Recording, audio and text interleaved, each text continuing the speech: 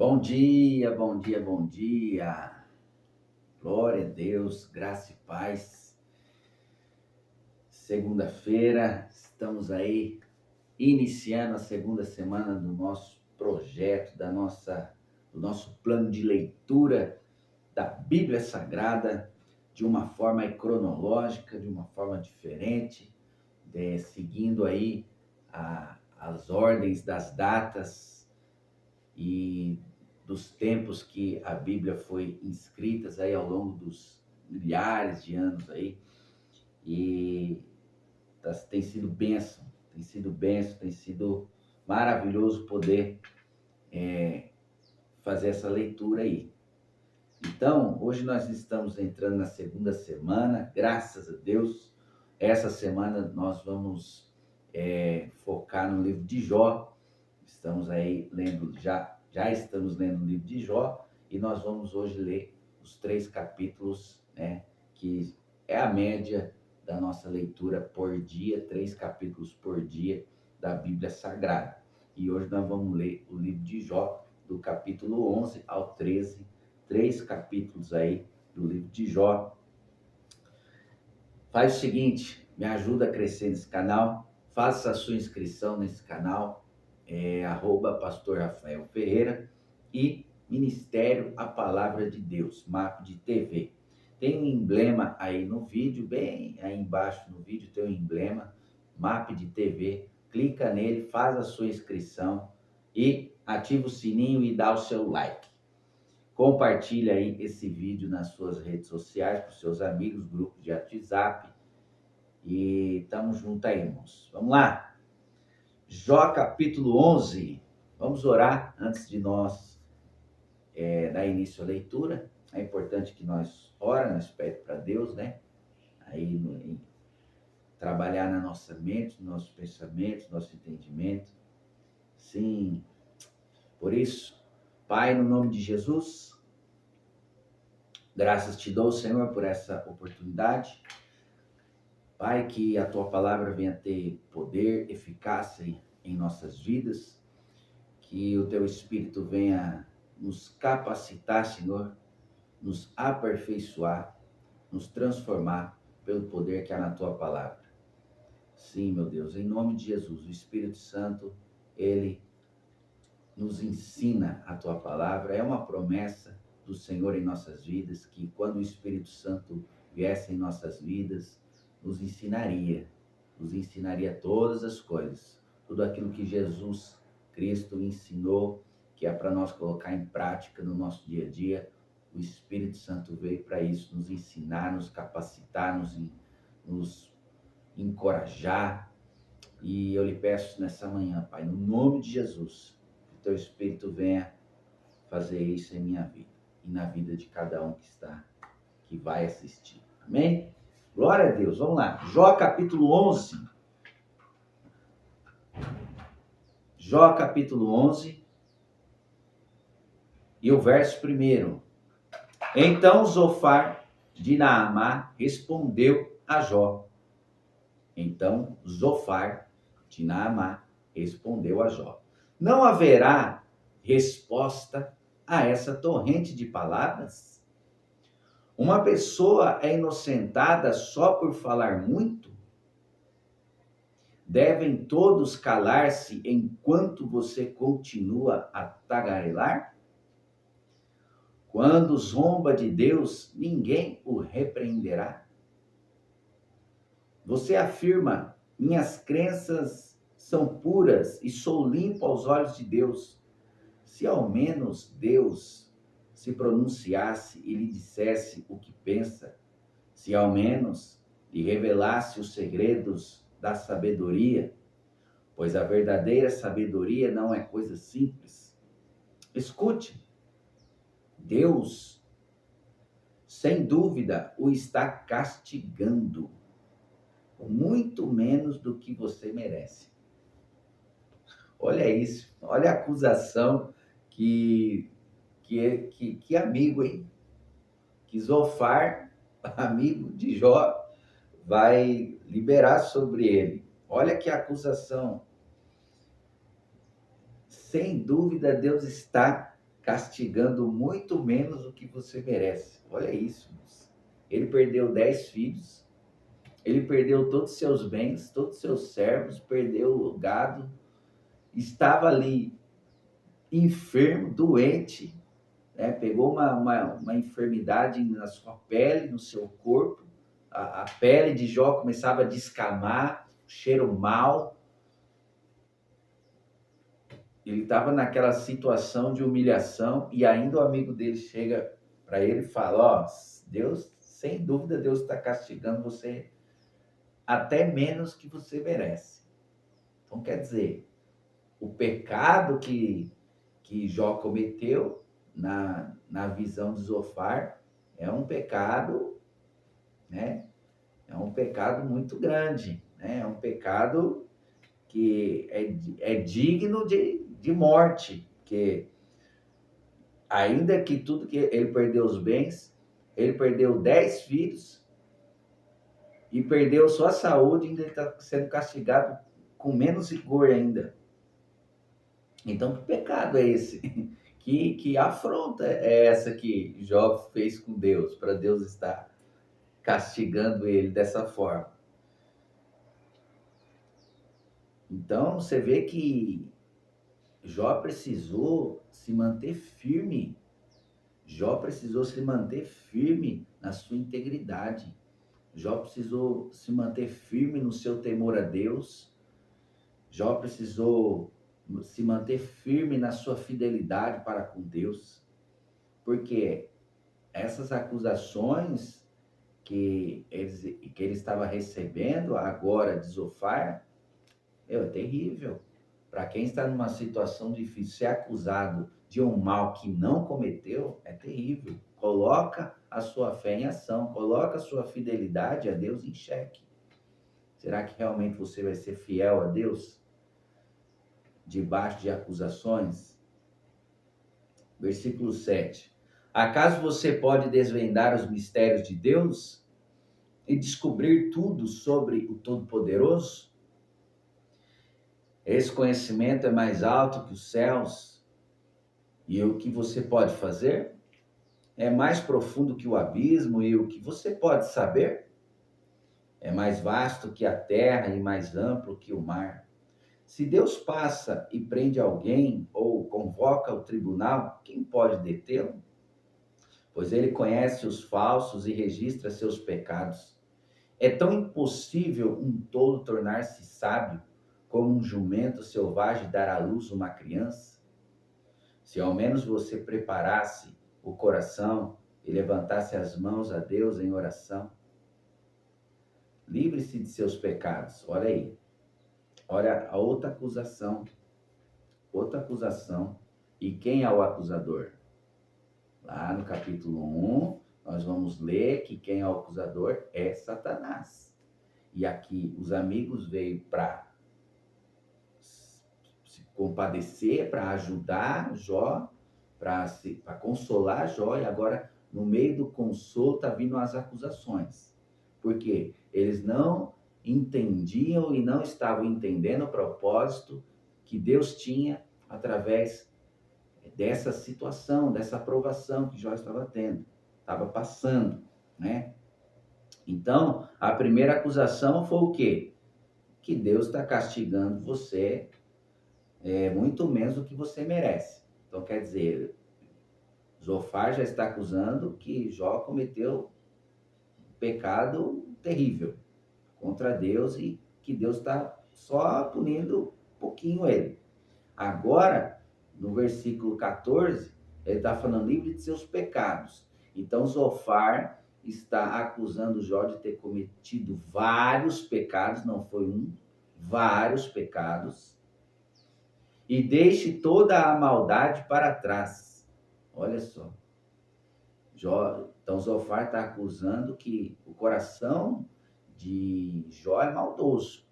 Porque se as suas atitudes são maldosas, é porque o seu coração é maldoso. Certo? Então, seu rosto se iluminará com a inocência.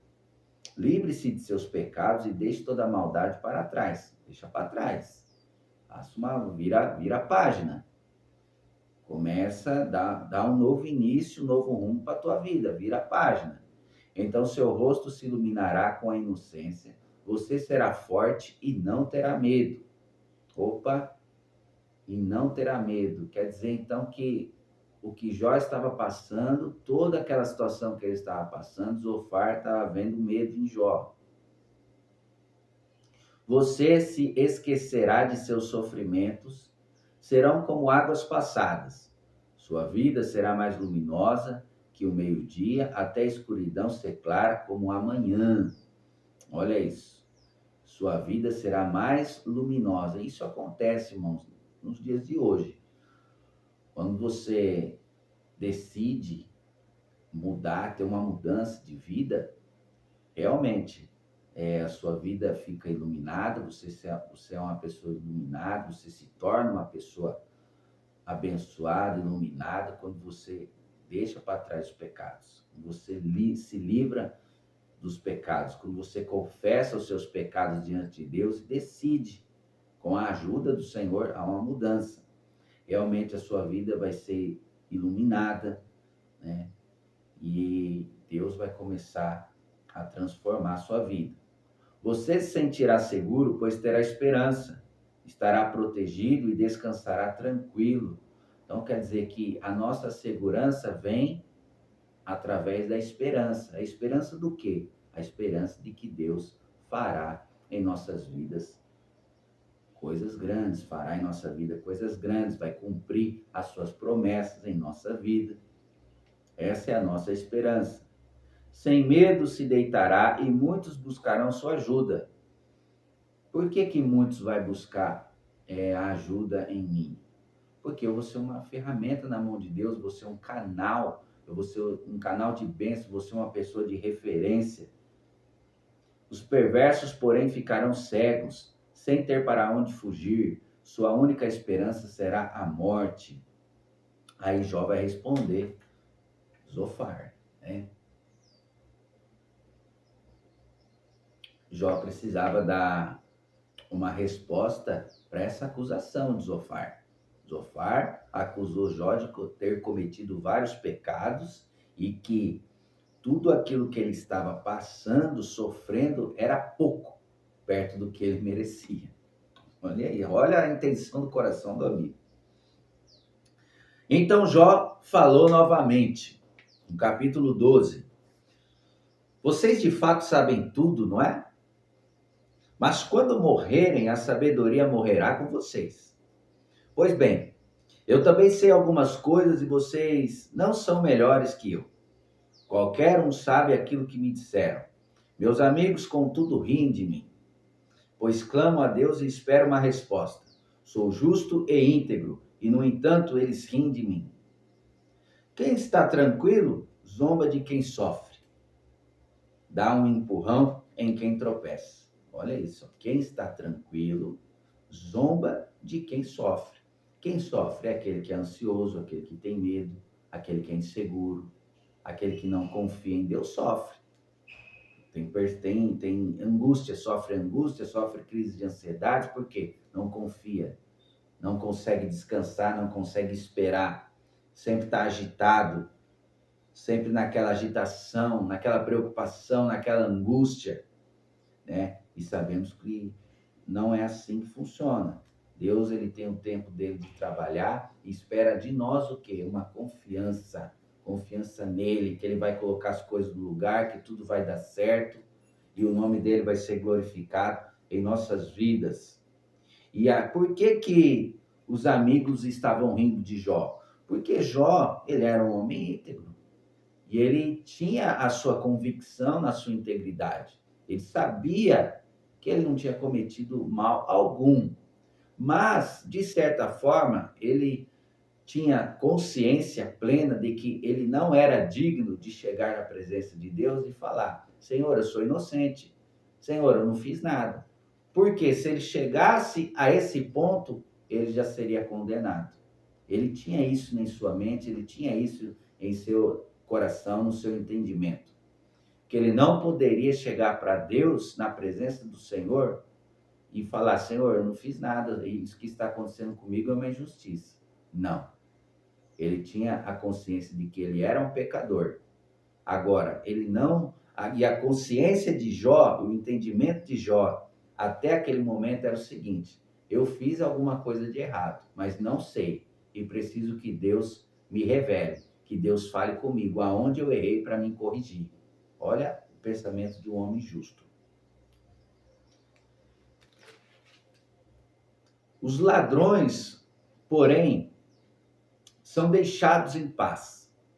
E os que provocam a Deus vivem em segurança, embora Deus os mantenha sob o seu poder.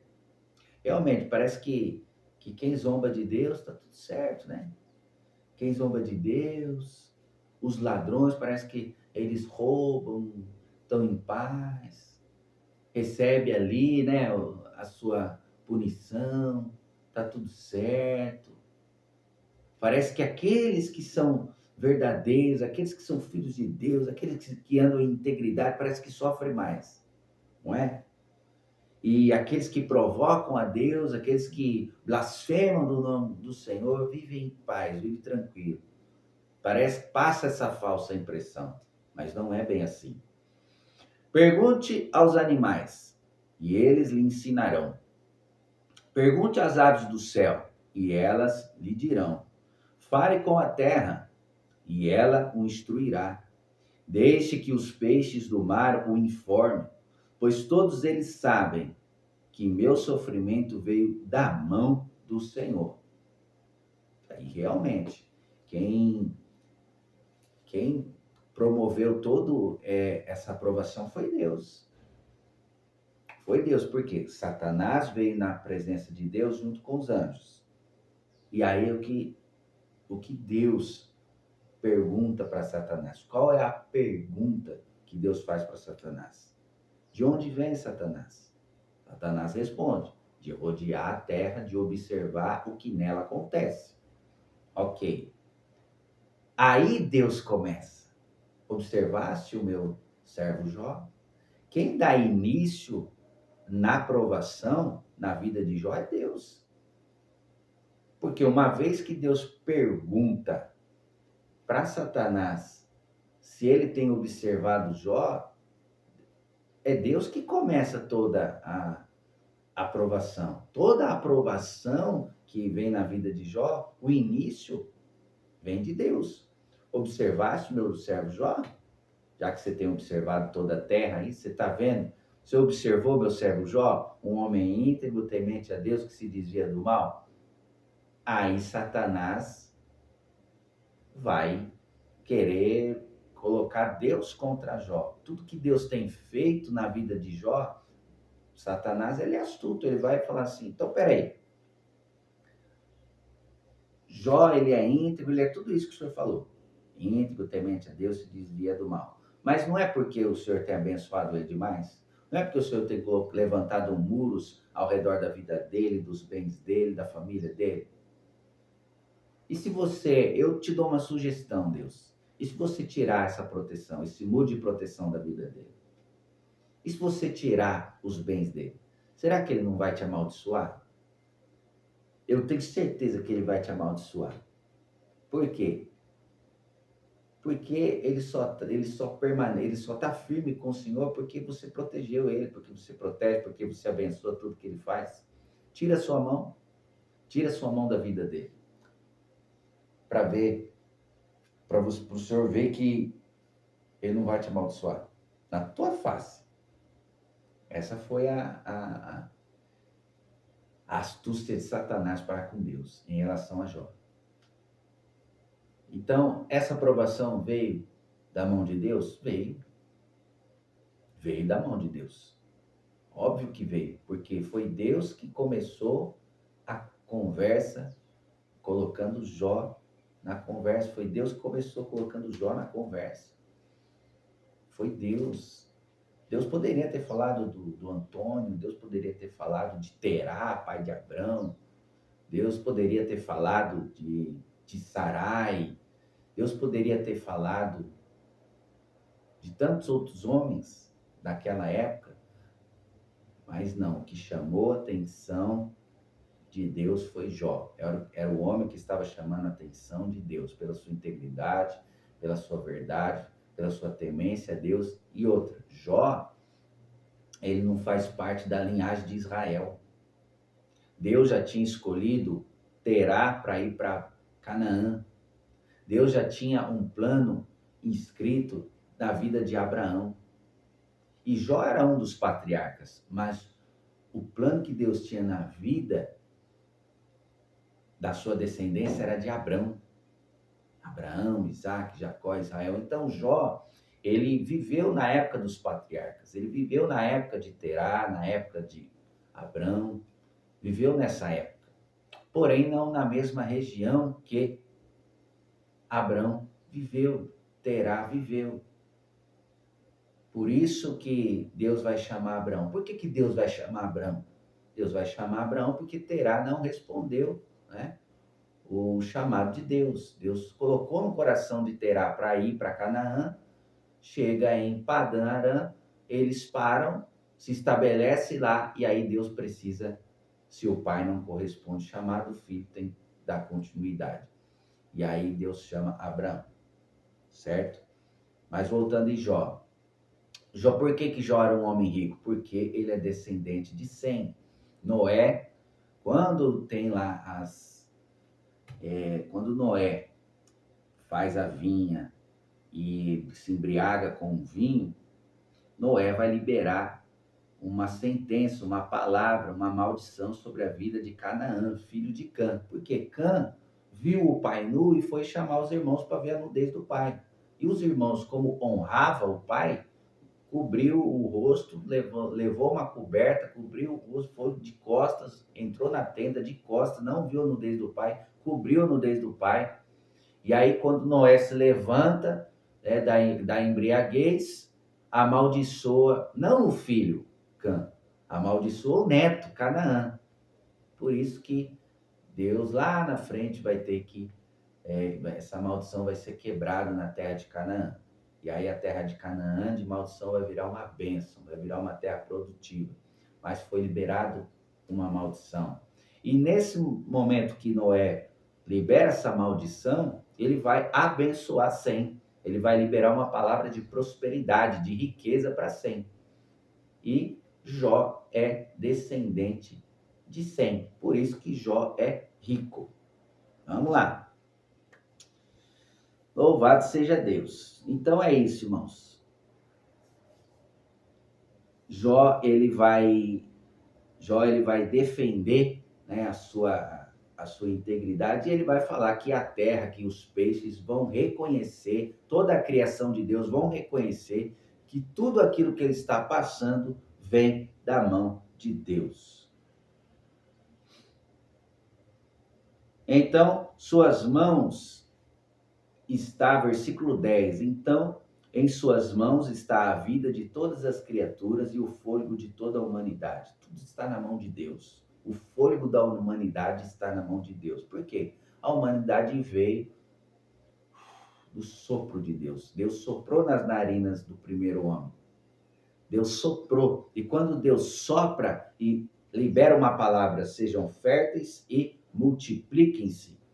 Tudo que será multiplicado vem de Deus, vem do sopro de Deus. Então, a humanidade está na mão de Deus. O fôlego de vida de todo ser humano está na mão de Deus. O ouvido prova as palavras que ouve, assim como a língua distingue os sabores. A sabedoria pertence aos idosos e o entendimento aos mais velhos. Olha isso, a sabedoria pertence aos idosos. Por que pertence aos idosos? Porque já é vivido, já é experiente, já sabe aonde deu errado e sabe como consertar. E aí, quando uma pessoa mais jovem vem e pede conselho, ela pode falar assim, ó, isso que você está passando hoje, eu passei lá atrás.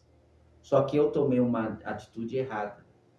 Eu, sendo já mais experiente, mais velho, o meu conselho para você é não cometer o mesmo erro que eu cometi lá atrás. Faz diferente.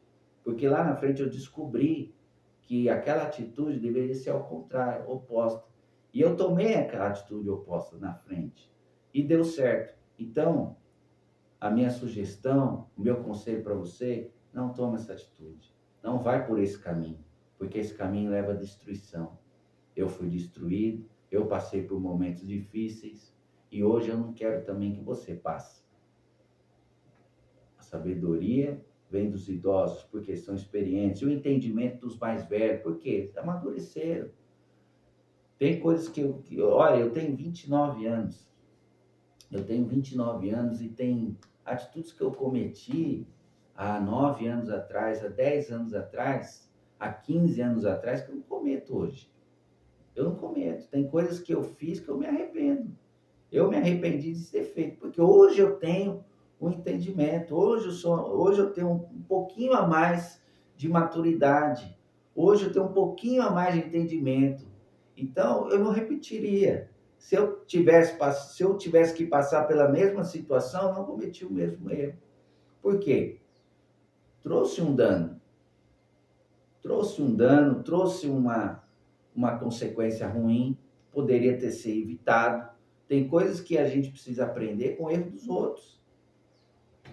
E a verdadeira sabedoria está nisso. Você aprender com o erro alheio. Vai vir a mesma situação na tua vida. Você vai cometer o mesmo erro que a pessoa cometeu? Não. Não. De forma alguma. Sábio é aquele que aprende com o erro dos outros. Aí está a verdadeira sabedoria. Por isso que a gente precisa tomar conselho com pessoas mais velhas. Porque se nós for no impulso, se nós for no embalo das coisas, seguir a onda do momento, nós se lasca. Nós se lasca todinho. E aí que tá.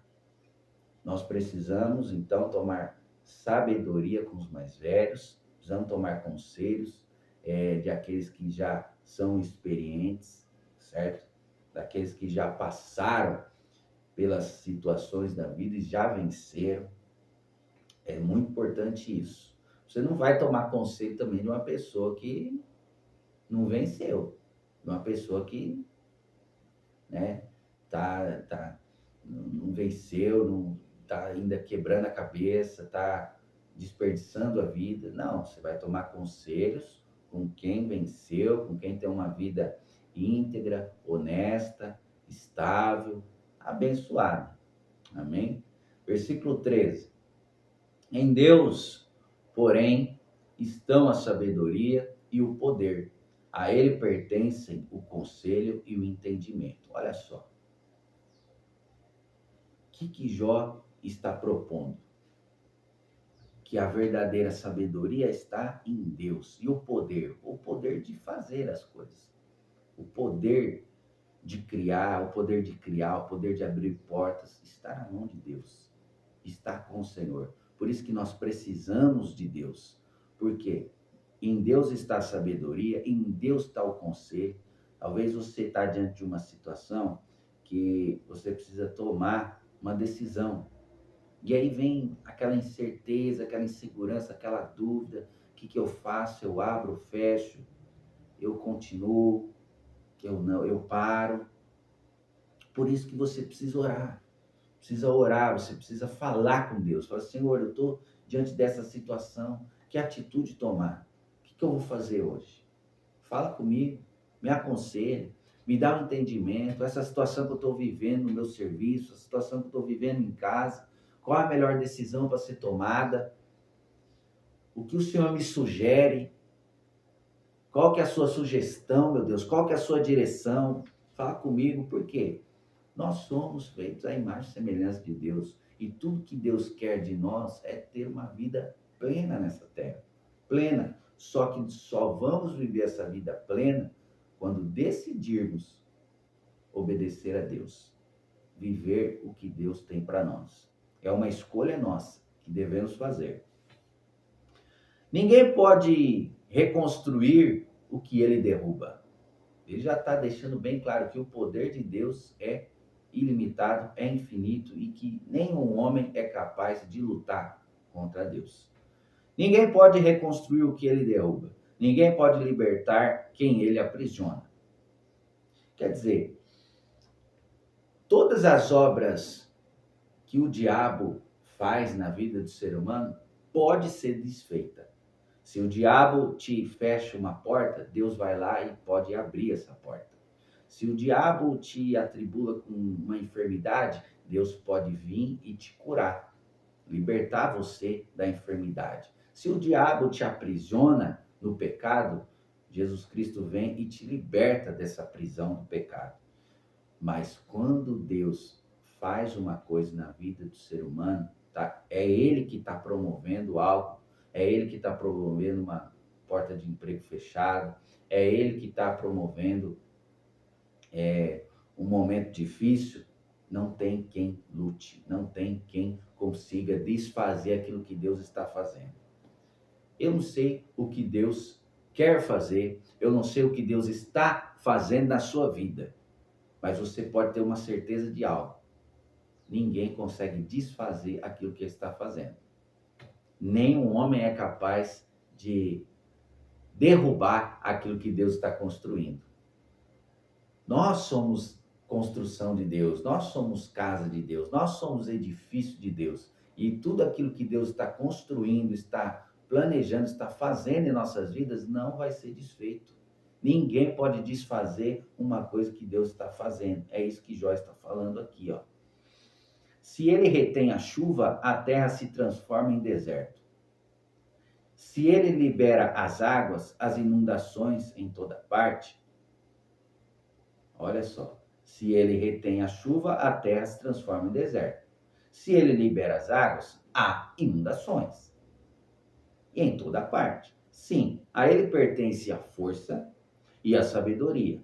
Enganadores e enganados estão sob seu poder. Tanto aquele que engana, tanto aquele que é enganado, tudo está no poder de Deus, tudo está na mão de Deus. Deus está vendo tudo. E cada um vai ser retribuído pelas suas obras.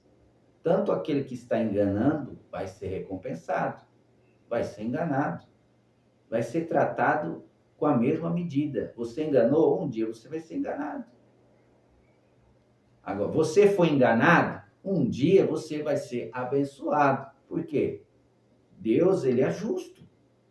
Poxa vida, eu fiz uma sociedade, fui enganado. Deus vai te honrar, irmão. Deus vai te honrar.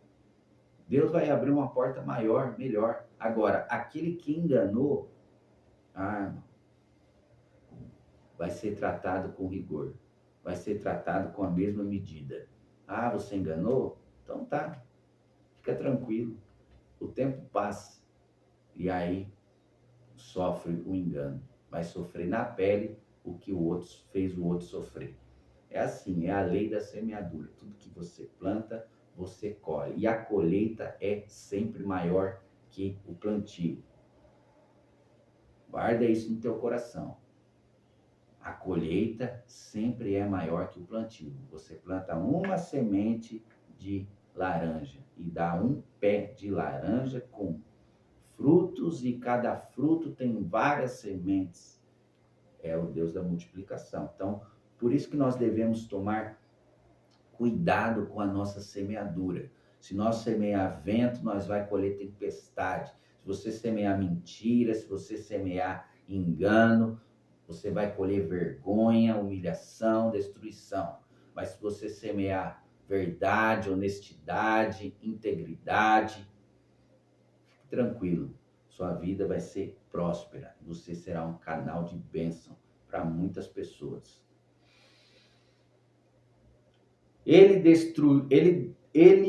Versículo 17 do capítulo 12.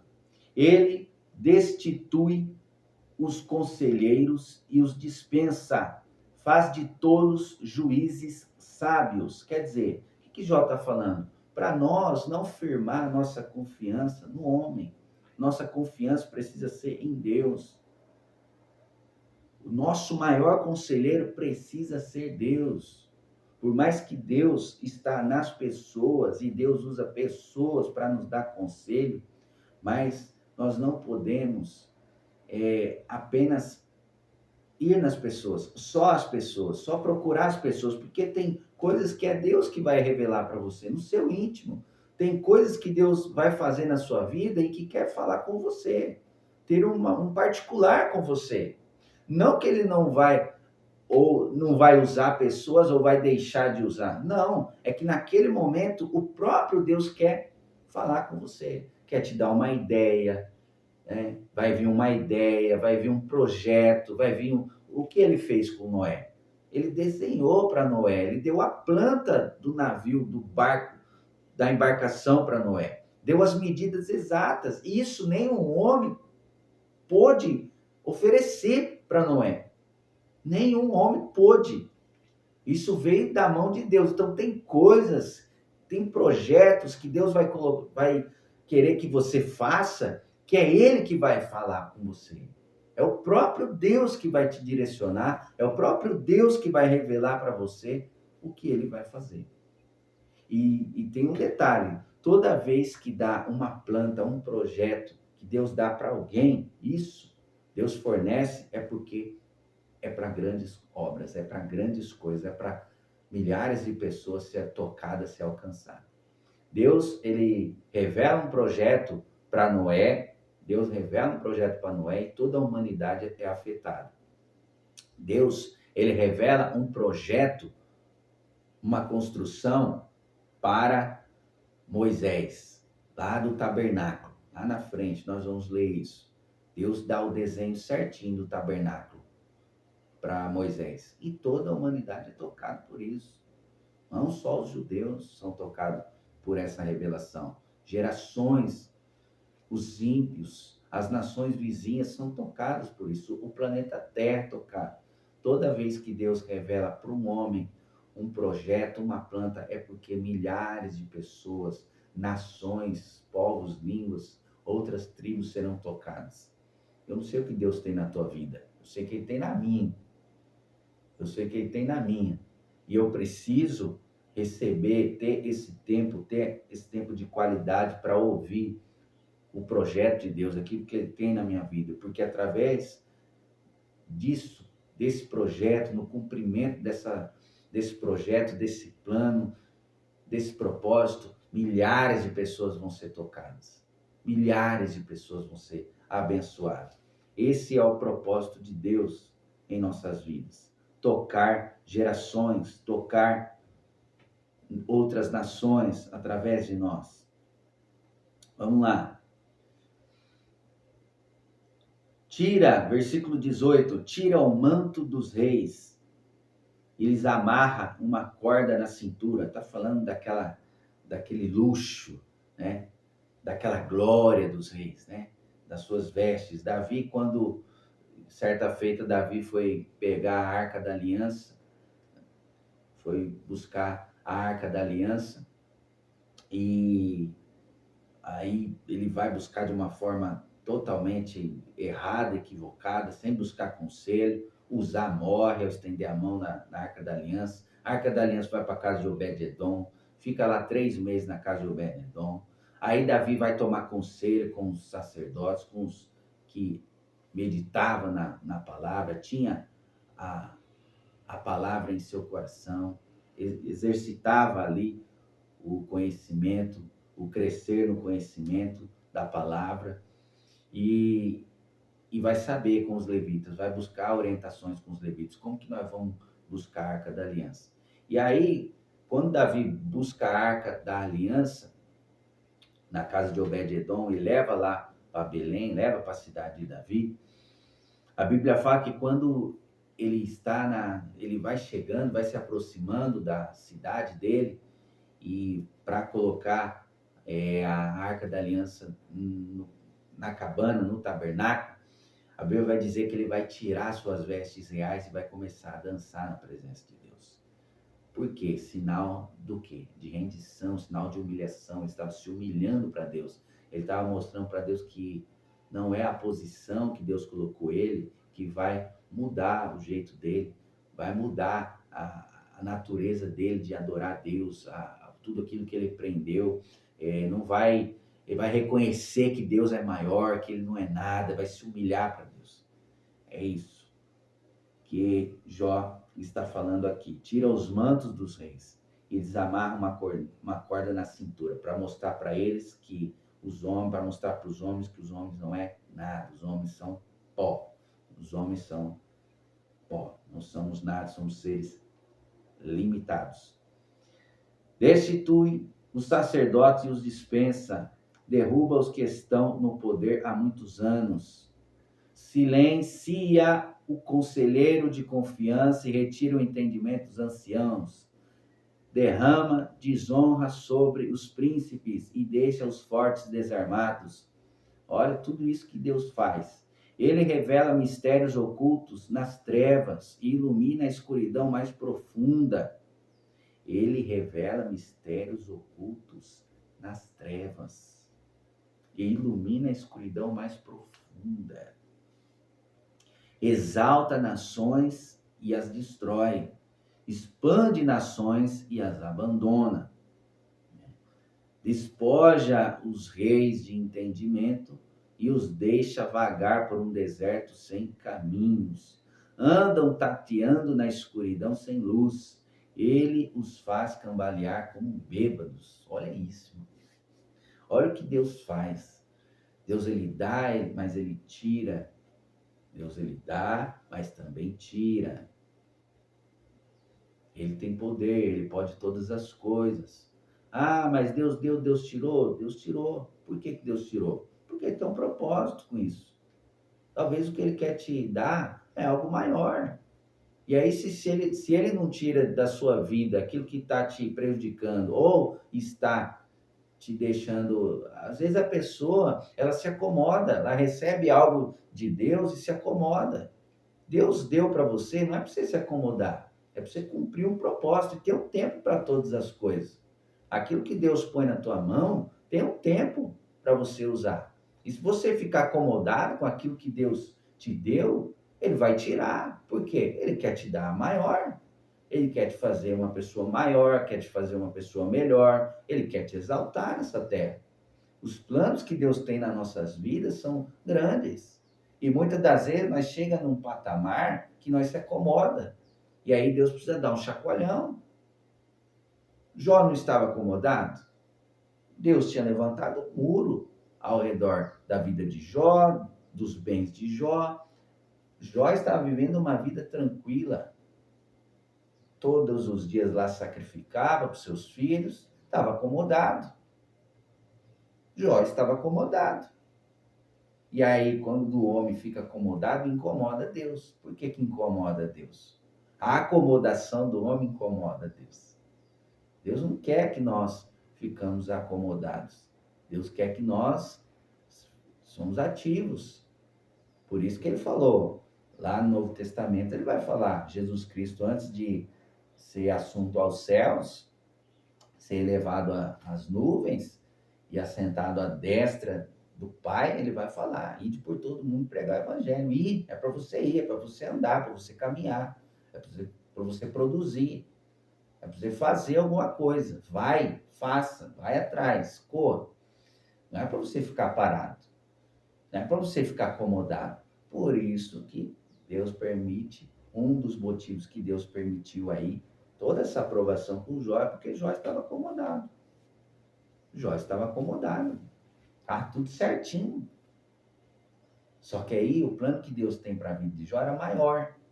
O que Deus queria fazer na vida de Jó era maior, era melhor. Aí você pode pensar, poxa vida, mas perder 10 filhos é bom? Não é, né? Parece que não é. Mas você perder tudo, os bens, é bom? Aparentemente não. Mas quando Deus revela o propósito dele por detrás de tudo isso que você está vivendo, essa perda que você está passando por esse processo de perda, de humilhação, de vergonha, vai ser transformado num trampolim, né? Vai ser transformado aí numa alavanca para cumprir o propósito de Deus na tua vida. E aí o nome do Senhor vai ser glorificado. Por quê? Lá na frente você vai ver isso. O que Deus vai fazer na vida de Jó. Talvez você já saiba que Jó vai ser abençoado 2 vezes mais. Né? Então, nós precisamos estar atento a as movimentações em Deus e deixar que Ele nos advogue, deixar que Ele nos conduza, deixar que Ele faça o que Ele quiser em nossas vidas. Jó quer defender sua causa. No capítulo 13, nós vamos ler isso. Vi tudo isso com os próprios olhos, ouvi com os próprios ouvidos e agora entendo. O que vocês sabem, eu também sei. Não são melhores que eu. Quero falar diretamente com o Todo-Poderoso. Quero defender minha causa diante de Deus. Então, quer dizer, Jó está deixando bem claro, eu não quero ficar me justificando para vocês. Minha conversa é com Deus. Se Deus promoveu isso na minha vida, minha conversa é com Ele. Vocês me difamam com mentiras. E realmente, irmãos, os amigos, até nesse momento, Zofar e Bildade estavam falando mentira de Jó. São médicos incapazes de curar. Se ao menos se calassem, é a atitude mais sábia que poderiam tomar. Jó já tá falando, ó, se for para abrir a boca para falar lorota, melhor ficar quieto. Se for para abrir a boca para falar o que não entende, que não sabe, é melhor ficar quieto. Ouçam minha defesa, preste atenção a meus argumentos. Vocês querem defender Deus com mentiras? Apresentam um argumento desonesto em nome dele? Qual que eram os argumentos dos amigos até então para Jó? Você cometeu pecados, vários pecados, e Deus está te castigando. Você está recebendo até uma punição menor. O que está acontecendo na tua vida é até pouco perto do que o pecado dos pecados que você cometeu. Era esses os argumentos amigos dele. Distorcem seu testemunho em favor dele. Acaso são advogados de Deus? E parece que muitas das vezes em nossas vidas nós vamos se deparar com pessoas assim, que quer ser advogado de Deus, que quer proteger Deus, se mete em discussões querendo defender Deus. Deus não precisa da nossa defesa. É nós que precisamos ser defendidos por Ele. O que acontecerá quando Ele decidir investigá-los? Aí o Senhor apertou o calo dos meninos. Conseguirão enganá-lo como enganam qualquer pessoa? Não. Certamente Ele os repreenderá, se distorcerem às escondidas seu testemunho em favor dele. Quer dizer, você está usando a palavra de Deus, você está usando a Bíblia para mentira. Você está usando a verdade e distorce a verdade. Você vai distorcer a verdade. Você vai colocar mentira no meio da verdade, engano, manipulação no meio da verdade. Não vai deixar ela pura em sua essência. Você vai ter que inventar coisas. Era isso que Jó está falando. Estão distorcendo as escondidas o testemunho. Acaso a majestade dele não os aterrorizará? O senhorio, a majestade do Senhor não te causa terror? Não vai te causar terror? O terror dele não cairá sobre vocês? Suas frases feitas valem tanto quanto cinzas. Sua defesa é fraca como um pote de barro. Calem-se e deixe-me em paz. Já falaram demais, estou falando demais. Isso porque só está no começo, só foi 2 amigos. Foi o segundo amigo de Jó que falou, ainda tem o terceiro. Calem-se e deixe-me em paz. Permitam-me falar e eu arcarei com as consequências. Sim, porei minha vida em risco e direi o que penso de fato. Ainda que Deus me mate, Ele é minha única esperança. Olha isso. Apresentarei a Ele minha causa. Mesmo Jó, diante de correndo o risco de morrer, não, ainda que Deus me mate, Ele continua sendo a minha esperança. Meu Deus. Olha a confiança que Jó tinha em Deus, irmãos. Olha a confiança que Jó tinha em Deus. Ainda que me mate, ele é a minha única esperança. Somente em Deus eu tenho a esperança de que tudo isso vai passar, de toda essa provação vai passar, toda essa situação, essa humilhação que eu estou passando, vai passar. Só Deus. A minha única esperança está no Senhor. Vamos lá, versículo 16. Isto, porém, é o que me salvará. Não sou ímpio. Olha aí a afirmação dele. Não sou ímpio. Se o fosse, não poderia me colocar diante dele. Então, quer dizer, eu só vou, o que ele está falando para os amigos dele. Eu só vou diante da presença de Deus porque eu sei que eu sou um íntegro, sou um homem temente a Deus, atento para as oportunidades, para as tentações que vêm contra a minha vida e desvio delas. Sou um homem que desvia do mal. Escutem bem o que vou dizer. Ouça-me com atenção. Preparei minha defesa. Serei declarado inocente. Quem pode discutir comigo a esse respeito? E se provarem que estou errado, me calarei e morrerei. Ele tinha convicção da sua justiça, da sua integridade. Ele tinha convicção. Jó pergunta qual foi seu pecado. No versículo 20. Ó Deus, concede-me estas duas coisas e não me esconderei de ti. Remove tua mão de cima de mim e não me assuste com tua temível presença. Chama-me e eu responderei. Ou permita que eu fale e responde-me. Olha só, duas situações, Jó dá uma sugestão para Deus de duas situações. Ele falar e Deus responder, ou Deus falar e ele responder. Diga-me o que fiz de errado. Mostra-me minha rebeldia e meu pecado. Por que te afastas de mim? Deus se cala, né, irmãos? Porque quando você está passando por um momento de provação, Deus está provando a tua fé. Deus está vendo se aquilo que ele te ensinou, você vai conseguir colocar em prática. Só coloca em prática os ensinamentos aquele que aprendeu. Eu não posso falar que eu aprendi algo, sendo que quando vem a situação eu não consigo pôr em prática.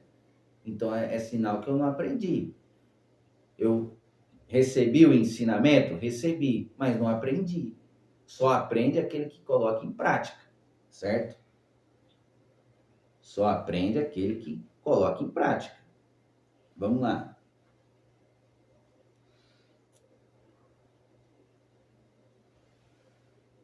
E toda vez, irmãos, e toda vez que nós estamos passando por um momento difícil, Deus ele se cala. Porque quando você vai fazer uma prova na escola, na faculdade, você vai fazer uma prova, o professor fica em silêncio.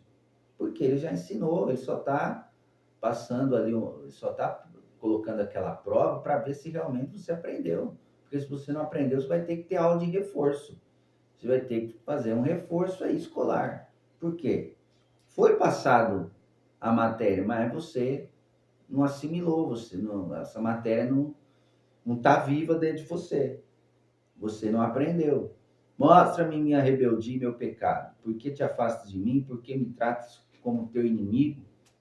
Atormentarias uma folha soprada pelo vento?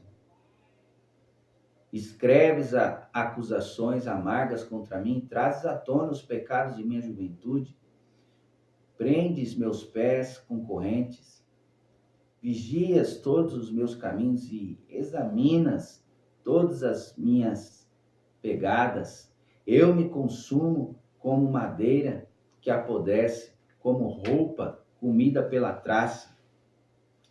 Aqui no capítulo 14, Jó ele vai estar dando continuidade nessa resposta. E eu vou estar lendo um capítulo a mais, para nós não perder a resposta de Jó. Depois eu anoto aqui.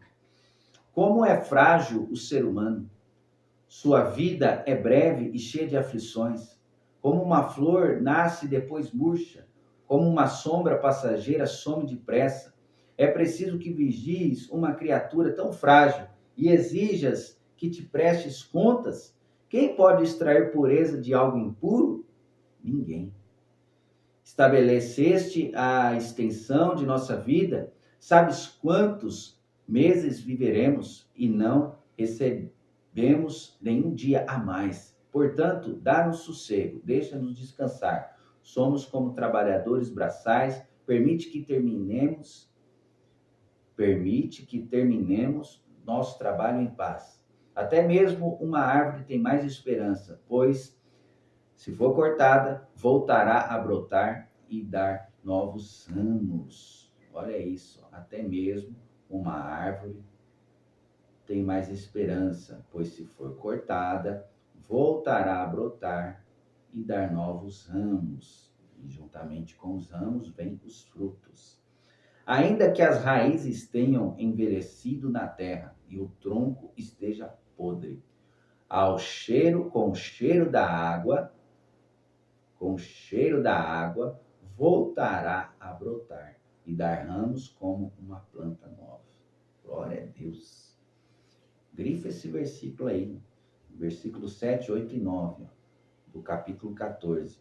Até mesmo uma árvore tem mais esperança, pois se for cortada, voltará a brotar e dar novos ramos, ainda que as raízes tenham envelhecido na terra e o tronco esteja podre, com o cheiro da água, voltará a brotar e dará ramos como uma planta nova. Se há uma esperança para uma árvore cortada, por que eu e você não ter esperança de que as coisas vão mudar, de que as coisas vão acontecer de positivo em nossas vidas? Por que não? Porque se uma árvore cortada, uma árvore com um tronco podre, uma árvore seca, ao cheiro, somente ao cheiro das águas, trará vida. O que nós não somos melhores, nós não somos seres imagem e semelhança. A árvore não é a imagem e semelhança de Deus, a árvore é uma criação. Nós somos a imagem e semelhança de Deus. Se a árvore consegue, através de um cheiro das águas, através de um contato apenas com o cheiro da água, consegue trazer vida de novo, dirá eu e você. Mas quando as pessoas morrem, perdem as forças, dão o último suspiro e depois de onde estão? Depois da morte, onde vai? Para onde vai sua alma? Vai para o céu ou vai para o inferno? Como a água evapora do lago e o rio desaparece na seca, são colocadas no túmulo e não voltam a se levantar. Até que os céus deixem de existir, não acordarão, não serão despertadas do seu sono. Olha isso. Quem dera tu me escondesses na sepultura e me esquecesse ali até tua ira passar. Quem dera me desses um tempo de descanso para que só então te lembrasses de mim. Podem os mortos voltar a viver? Assim, eu teria esperança durante todos os meus anos de luta e aguardaria a libertação que a morte traz. Tu chamarias e eu responderia. Tu ansiarias por mim, a obra de tuas mãos. Assim, tu protegerias meus passos em vez de vigiares meus pecados. Meus pecados seriam fechados num saco e tu cobririas minha culpa. Em vez disso, assim como os montes desmoronam e as rochas caem de onde estão, como a água desgasta as pedras e as enchentes arrastam a terra, tu destróis a esperança do ser humano. Tu prevaleces sempre sobre ele e ele se vai. Tu desfiguras na morte e os mandas embora. Não sabe se os filhos crescerão com honra ou afundarão no esquecimento. Ele sofre sua própria dor e lamenta apenas por si mesmo. Amém, irmãos? Glória a Deus. Esse foi o capítulo 14 que nós lemos. E esse capítulo 14 é a continuação do 13, que é a resposta de Jó. E Jó, ele está perguntando para Deus, questionando a Deus, qual o pecado que eu cometi? Fala comigo, o Senhor está muito quieto, o Senhor está em silêncio comigo. As coisas estão acontecendo na minha vida e o Senhor está em silêncio. O Senhor está em silêncio, o Senhor só está eu tenho a impressão que o senhor só está assim, ó, de braço cruzado, vendo a minha atitude. O que eu vou fazer? O que eu vou fazer? O que eu vou falar? E como eu vou me portar diante dessa situação, dessa circunstância? Mas isso só acontece quando Deus nos prova. Por que Deus nos prova? Porque Ele quer nos aprovar. Ele quer fazer nós subir mais um degrau na nossa vida. Ele quer aumentar um nível maior. Ele quer nos abençoar mais ainda. Só entra em estado de provação aquele que vai ser aprovado por Deus. Deus não enfia nós em uma aprovação para nos reprovar. Isso não é o objetivo de Deus. Mas se você, por acaso, reprovar aquela prova, você vai fazer ela de novo. Você vai fazer ela de novo, porque Deus já te ensinou. Deus já tem aqui, ó, a instrução dele para nós, para as nossas vidas. Aqui na Bíblia Sagrada tem toda a instrução para nós passarmos pelas provações, pelas tempestades da vida e sermos mais do que vencedores. Amém? Glória a Deus.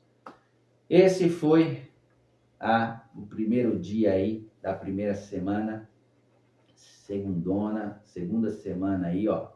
Primeiro dia da segunda semana, já iniciamos aí. Então, eu preciso colocar aqui, ó, que hoje nós fizemos um capítulo a mais, capítulo 14. Era até o 13, mas fomos até o 14. Então, amanhã nós vamos tá dando início no capítulo 15. Glória a Deus. É isso aí, irmãos. Então, capítulo 14 foi hoje. Amanhã nós vamos estar dando início no 15. Amém? Glória a Deus. Que Deus te abençoe. Espero ter contribuído de alguma forma aí positiva para o seu dia, para a sua leitura aí.